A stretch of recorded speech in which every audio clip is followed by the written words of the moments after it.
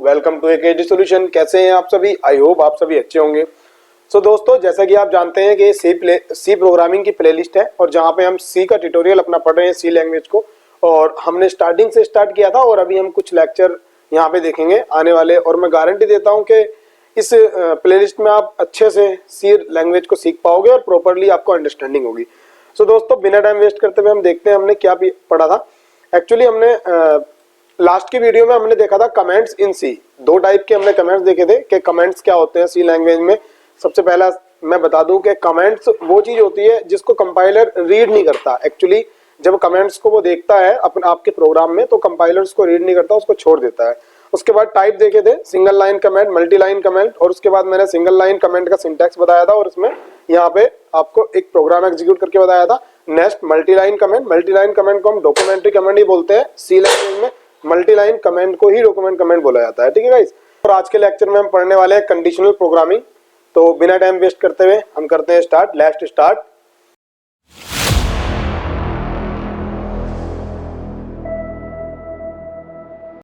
दोस्तों, मैं आ गया हूं अपने नोट्स में और मैं सबसे पहले आपको बता दूं व्हाट इज कंडीशनल प्रोग्रामिंग। तो गाइस, कुछ फीचर्स ऐसे हैं प्रोग्रामिंग के, सी प्रोग्रामिंग के, जो मैंने आपको फर्स्ट लेक्चर में या फिर जो हमारा लेक्चर था फीचर्स ऑफ सी प्रोग्रामिंग, उसमें नहीं बताए थे। एक्चुअली मैंने वो इसलिए नहीं बताए थे कि मैं नहीं चाहता कि आप कुछ लाइनों को रट लो या उनको याद कर लो। ये चीजें मेरे को नहीं अच्छी लगती। इट मीन्स मैं चाहता हूं कि कुछ फीचर्स ऐसे हैं वो आपको तब पता लगे जब आप उनको इंप्लीमेंट करो। It means C is a conditional programming. अगर ये कही जाए बात, तो ये भी इसका एक फीचर्स हो सकता है। ठीक है, और इवन है भी ये इसका फीचर्स। बट मैं स्टार्टिंग में ही बता दूं तो आपके मन में यही आता कि यार कैसे हो सकती है, इवन किसी के नहीं भी आता, तो वो चीज रटने से कोई फायदा नहीं है। ठीक है, तो यहाँ पे कंडीशनल प्रोग्रामिंग को सी सपोर्ट करती है तो इसलिए हम सी को कह सकते हैं सी इज ए कंडीशनल प्रोग्रामिंग। ठीक है, तो कंडीशनल प्रोग्रामिंग क्या है ये हमने यहाँ पे दिया है। Use if to specific a block of code to be execute if a specific conditional is true. इन्होंने कहा है कि कंडीशनल प्रोग्रामिंग मतलब वो कोड, स्पेसिफिक कोड जो हमारा एग्जीक्यूट होगा जिसकी कंडीशन ट्रू होगी। इट मींस, अब देखिएगा मैं आपको आपकी भाषा में समझाना चाहता हूं कि मान लीजिए आपके फादर साहब ने आपको 10 रुपीज दिए। उन्होंने कहा कि अगर आपको ये आइटम मिले तो ठीक है, इसको लेके आना। अगर आपको आइटम ना मिले तो आप दूसरी शॉप पे जाना, वहां से दूसरा आइटम लेके आना। तो उसके अंदर कंडीशन क्या हुई कि अगर पहला आइटम हमें पहली शॉप पे मिला तो अब हमें दूसरी शॉप पे जाने की नीड नहीं है। ठीक है, हम पहले को ही लेके आ जाएंगे। बट अगर हमको पहला आइटम नहीं मिल पाया तब हमको नीड क्या होगी, दूसरी शॉप पे जाने के लिए। इसको आप ऐसे समझ सकते हैं कि अगर नंबर, कोई हमारा नंबर अगर 10 है तो हम क्या करें, हम उसको प्रिंट कराएं कि इट इज 10। बट अगर हमारा नंबर 10 है ही नहीं तो हम क्या प्रिंट कराएं कि हमारा नंबर 10 नहीं है। तो ये जो चेक होगा कि नंबर हमारा 10 है कि नहीं, कि ये जिस कंडीशन में चेक होगा उसको हम बोलते हैं कंडीशनल प्रोग्रामिंग। अब उसको हम चेक कैसे करेंगे, देखिए गाइस।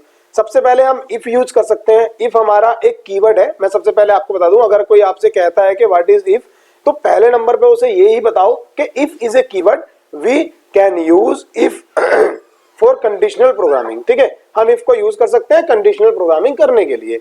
उसके बाद एल्स इफ है कि अगर इफ की चीज हो, इट मींस मैंने आपको स्टार्टिंग में बताया था कि अगर ये आइटम हो तो ठीक है, परचेज कर लो, अदरवाइज आप दूसरे आइटम को करो। तो इफ, अगर इफ की कंडीशन ट्रू हो तो ठीक है, अदरवाइज आपको क्या एल्स में चलना है। उसके बाद हो सकता है कि आपके पास मल्टीपल कंडीशन हो कि अगर 10 हो तो 10 प्रिंट कराओ, अगर 10 से कम हो तो प्रिंट करा दो कि 10 से ये कम है। बट अगर 10 से ज्यादा हो तो प्रिंट करा दो 10 से ज्यादा है।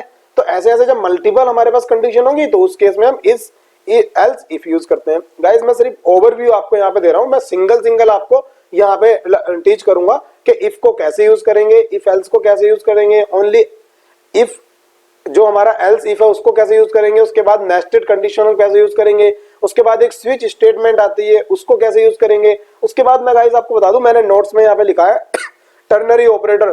ठीक है, टर्नरी ऑपरेटर जो मैंने स्टार्टिंग में आपको ऑपरेटर की जो हमारी प्लेलिस्ट है, सॉरी ऑपरेटर की वीडियो है, मैंने उसमें आपको अच्छे से बताया था ऑपरेटर के बारे में कि टर्नरी ऑपरेटर क्या होते हैं। अगर गाइस आपने वो वीडियो नहीं देखी है तो पहले आप उस वीडियो को देखिएगा, उसके बाद आपको थोड़ा कंडीशनल प्रोग्रामिंग का और टर्नरी ऑपरेटर का अच्छे से थोड़ा बेसिक अंडरस्टैंडिंग हो जाएगी, जिससे कि आप इस लेक्चर को अच्छे से अंडरस्टैंड कर पाओ।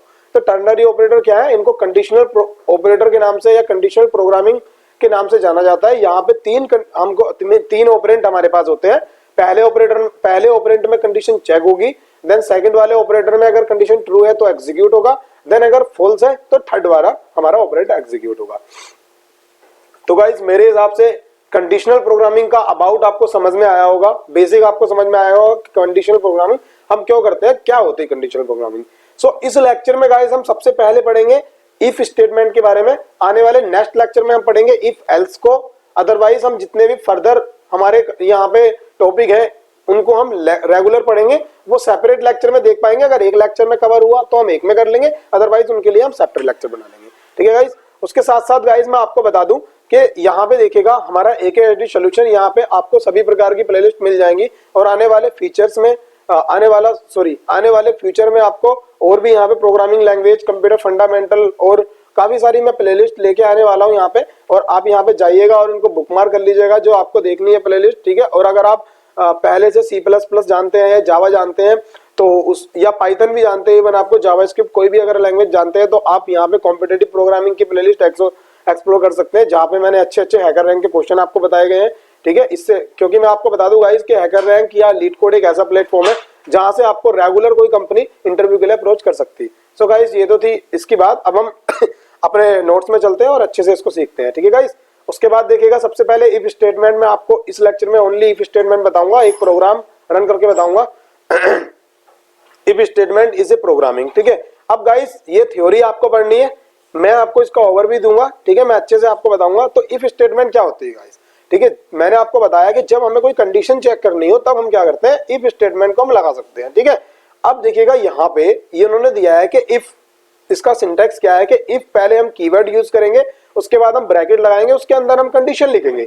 इवन हमको कंडीशन लिखनी है, कंडीशन लिखने के बाद हम कर्ली ब्रैकेट इसका एक ब्लॉक बनाएंगे, उस ब्लॉक के अंदर हम कोड लिखेंगे।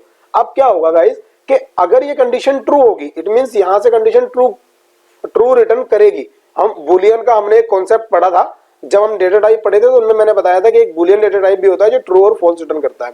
तो यहाँ पे वही कंडीशन होती है कि अगर ट्रू रिटर्न होगा तभी ये कंडीशन हमारी चेक होगी, उसके बाद उसका कोड एग्जीक्यूट होगा। अदरवाइज अगर ये कंडीशन फॉल्स रिटर्न करेगी, इट मींस 0 रिटर्न करेगी, तो ये कंडीशन एग्जीक्यूट नहीं होगी। ठीक है गाइस। तो अभी हम एक बार अपने VS कोड में चलेंगे और VS कोड में हम इसे एग्जीक्यूट करके चलेंगे। गाइस अगर अब तक के लेक्चर में आपको कहीं प्रॉब्लम है किसी भी प्रकार की, तो आप मुझे डायरेक्टली अबाउट में मेरा कॉन्टैक्ट नंबर मिल जाएगा या मेल मिल जाएगी आपको, या फिर आप कमेंट के जरिए किसी भी तरह से, या इंस्टाग्राम पे भी आप जा सकते हैं। इवन मेरे काफी सारे प्लेटफॉर्म है जहां पे आप मेरे से मिल सकते हैं और वहां आप डायरेक्टली मेरे से क्वेश्चन पूछ सकते हैं। ठीक है गाइस। मैं कोशिश करूंगा कि आपका जो सॉल्यूशन है वो मैं प्रोवाइड आपको करा सकूं आपके क्वेश्चन का। तो उसके बाद मैं यहाँ पे कंडीशन फर्स्ट के नाम से cnd_1.c के नाम से मैं एक अपनी फाइल बना लूंगा और उसके बाद मैं बेसिक स्ट्रक्चर यहाँ पे लिखूंगा गाइस। सो गाइस मैंने यहाँ पे अपना बेसिक स्ट्रक्चर लिख लिया है। अब हमें कंडीशन करनी है। देखिए गाइस सबसे पहले मैं आपको एक बता दूं कि मैंने क्या किया। मैं सबसे पहले एक डेटा इनपुट ले रहा हूं। अभी गाइस हम स्टैटिक पे वर्क कर रहे थे। स्टैटिक आप जानते हैं कि अगर मैं इंट a यहाँ पे इंट a इक्वल टू यहाँ पे 19 कर दूं, या इट मींस कोई भी नंबर दे दूं, तो वो क्या होगा, स्टैटिक होगा। अभी हमें क्या करना है, हम स्टैटिक पे वर्क नहीं करेंगे क्योंकि स्टैटिक वैल्यूज हमें बहुत कम मिलती है। हम क्या करेंगे, ऑलवेज जितनी वैल्यू लेंगे वो हम स्कैनर के थ्रू लेंगे। इट मींस वो वैल्यूज हम रन टाइम पे लेंगे। ठीक है। अब मैंने यहाँ पे a लिया सबसे पहले और मैंने गाइस आपको बताया भी था कि आप यहाँ पे कोई भी चीज आप स्टार्टिंग में मत लीजिएगा। सबसे पहले हम अपनी नीड देखेंगे कि हमें नीड क्या क्या है, हम उसी के हिसाब से डेटा टाइप डिक्लेयर करते हैं। तो सबसे पहले हमें कंडीशन लगानी है, कंडीशन a, अगर a हमारा ग्रेटर हो b से, इट मींस दो वैल्यू हम इनपुट कराएंगे।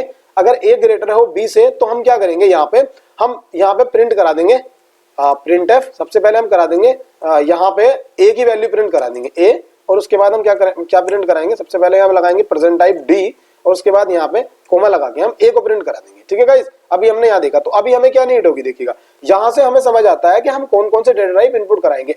एक्चुअली अगर हम स्टार्टिंग में सभी डेटा टाइप अगर यहाँ पे डिक्लेयर करके बैठ जाएं तो क्या होगा, मेमोरी कंज्यूम होगी, बट हो सकता है उसका हम यूज लास्ट में करें, तो या इवन ना भी करें। तो इसलिए हम पहले यूज करेंगे, उसके बाद हम डिक्लेरेशन करेंगे। ये एक आपका जो गुड एक्सपीरियंस है ये ऐसे होता है। ठीक है। उसके बाद हम इंट a और उसके बाद b लेंगे। अब देन यहाँ पे हम क्या करेंगे, एक मैसेज दे देंगे कि एंटर दी टू वैल्यू।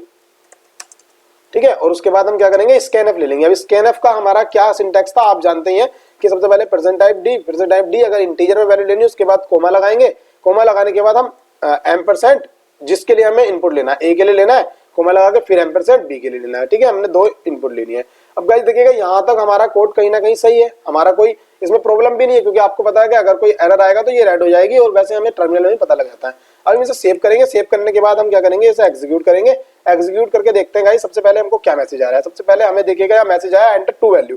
अभी मैंने 12 किया, ए की वैल्यू हमने 12 की, एंटर लगाने के बाद या स्पेस देने के बाद हम क्या करेंगे, बी की वैल्यू हम 11 कर देंगे। तो देखिएगा गाइस बी की वैल्यू 11। अभी क्या हुआ कि आउटपुट हमारा जो एक्सपेक्टेड आउटपुट था वो क्या था, वो था हमारा ए, उसके बाद हमारा ए की वैल्यू, ठीक है गाइस। ये हमारा देखिएगा ए, उसके बाद यहाँ पे कॉलन आगे ए की वैल्यू आ गई है। अभी ये क्यों आया, कंडीशन हमारी ट्रू थी। अभी देखिएगा ए, इसने कहा था क्या ए ग्रेटर है बी से, हाँ भाई ए ग्रेटर है बी से। ये मैंने एक बार गाइस अगर आपको ये चीजें समझ में अगर नहीं आ रही हो तो जो हमारा ऑपरेटर का पार्ट है ना, आप उनको जाके देखिएगा एक बार, बिकॉज मैंने ऑपरेटर के पार्ट में सभी ऑपरेटर अलग अलग बताए हैं। तो ये कैसा लॉजिकल ऑपरेटर है, सॉरी ये हमारा रिलेशनल ऑपरेटर है। तो रिलेशनल ऑपरेटर कैसे वर्क करते हैं, कैसे कंडीशन चेक होती है, ये चीजें आपको बेसिक अंडरस्टैंडिंग वहां भी मिल सकती है, आप जाके उसको देखिएगा।